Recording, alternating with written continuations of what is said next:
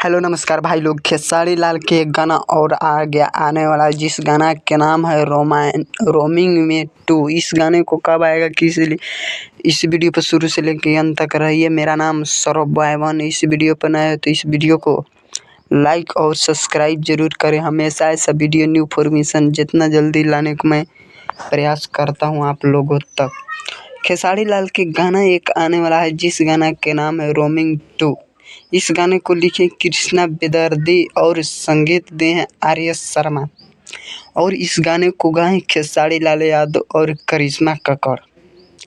और इस गाने धमाल और बवाल मचा सकता है भोजपुरी इंडस्ट्री में। जब खेसारी लाल के कोई भी गाना आता है तो भोजपुरी इंडस्ट्री में बवाल और धमाल मचा ही देता है। और इस गाने को कब आएगा, कितने बजे आएगा, तो 10 तारीख के सुबह किसी टाइम रिलीज कर दिया जाएगा। और आप लोग जाइए और सुनिए, धमाल और बवाल मचा सकता है। इस पूरा वीडियो देखने के लिए धन्यवाद।